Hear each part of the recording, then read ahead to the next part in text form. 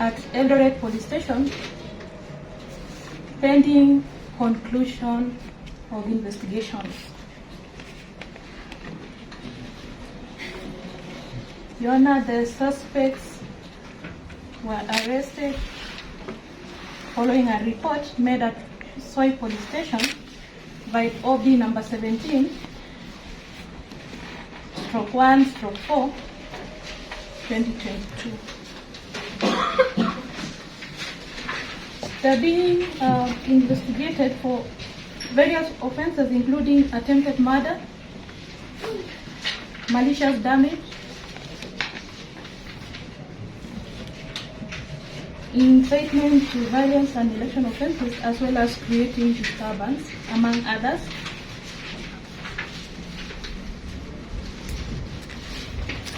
This application is supported by the affidavit sworn by PC Daniel Follow, who is based at Everett Central Police Station.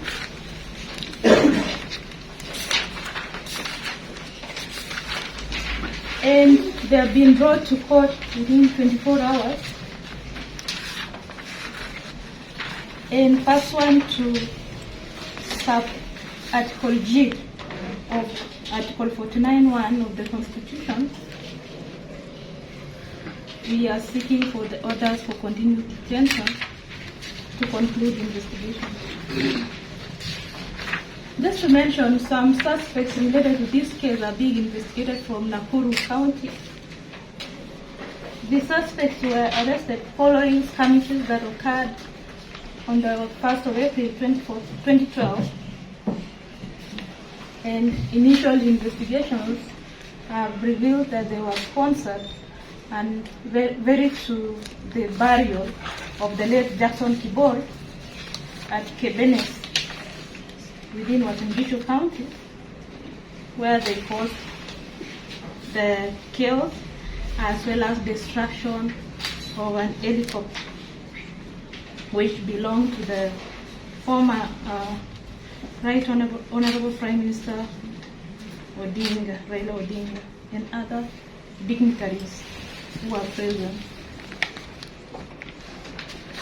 As I said, the investigations that are to be carried out are vast and which involve traveling and gathering information from across the country.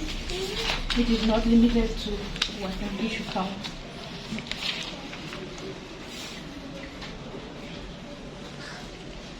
These suspects were arrested and they have recorded their statements so far, which will aid in the investigation of this offense. They are aware of the charges likely to be brought against them. The reason why we are seeking for custodial orders pending conclusion of investigation is because, as I've said, they were ferried from different parts of this country to the venue, and therefore their places of abode are unknown. Also, owing to the weight and the seriousness of the charges likely to be preferred, if they are released before conclusion of investigation, they are likely to abscond. By the prosecution, you have listened carefully to the application made by my colleagues, and it narrows down on further investigation. And I do oppose on the ground that by the time they are narrowing on suspects, they have made up their mind as to the gravity of the offense, the nature of the offense, and the witnesses in support of the intended charges.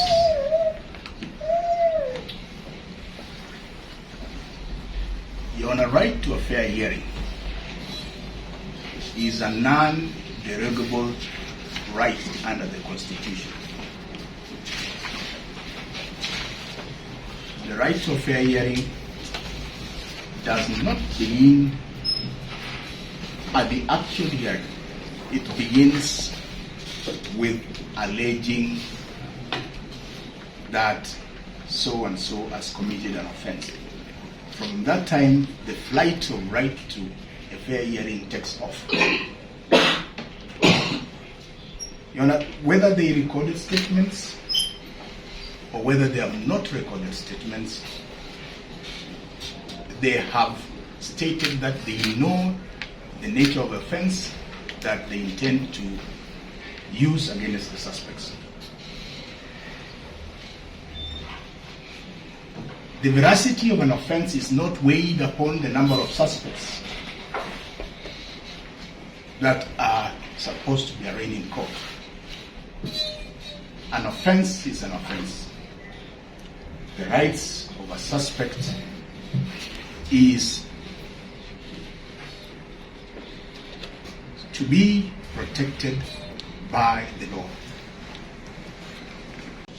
From the affidavit, I noted that the investigations have not been completed, and it is only fair and in the interest of justice that the IO be given time to finalize his investigations, noting that at the end of the investigations, they will be able to make a determination on whether they are going to charge the suspects or not. So it is not a guarantee that the suspects are going to be charged. It is even in their best interest that some of them might be exonerated from this charge. So for that reason, I'll allow the application, but on condition that the suspects be detained for a period of 7 working days only and not 10 days, 14 days as prayed for. This matter will be mentioned on 13th of April before this court.